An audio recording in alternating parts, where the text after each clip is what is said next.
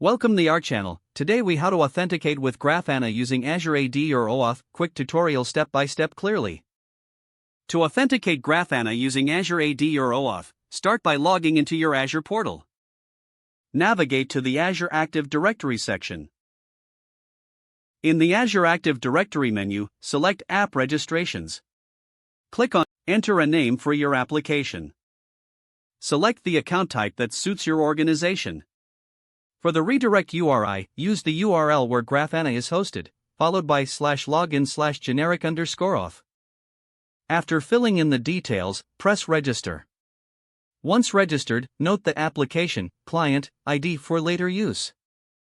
Scroll down to Certificates and Secrets. Click on New Client Secret to generate a key. Add a description and set the expiration period, then click Add. Make sure to copy the value of the client's secret before leaving this page. Now, navigate to API Permissions. Click on Add a Permission. Choose Microsoft Graph and then Delegated Permissions. Add the permissions you need, typically user read. After adding permissions, make sure to click Grant Admin Consent.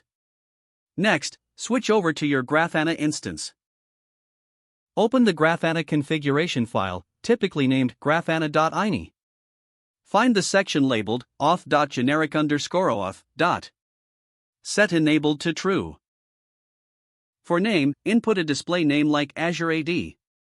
Set allow_sign_up to true to enable sign-up through Azure AD. Enter the client ID you copied from Azure in the allow_sign_up section. Insert the client secret from Azure into the client_secret field. Set the auth_URL to https://login.microsoftonline.com/left-tenant-id right-/o. Replace tenant ID with your actual tenant ID.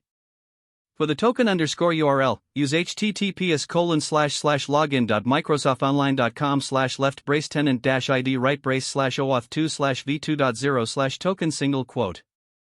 Set the API_URL to https://graph.microsoft.com/v1.0/me . Finally, restart your Grafana server to apply the changes. Your Grafana should now be set up to authenticate with Azure AD. Test the login to ensure everything is working correctly. If the page does not load, refresh the browser or try again in a private or incognito window. Make sure you are using the correct email address, then retype it carefully to avoid small typos. If your password is not accepted, use the reset option and create a new strong password you can remember. Check your spam folder for verification or security emails, then complete. Enable two-factor authentication if available to improve account security and reduce unauthorized access risk. After signing in, review your profile details so your contact information and settings are accurate and current. If you see an error message, note it down and try again after restarting your device and internet connection. Don't forget to like this video and subscribe to our channel for more step-by-step tech guides.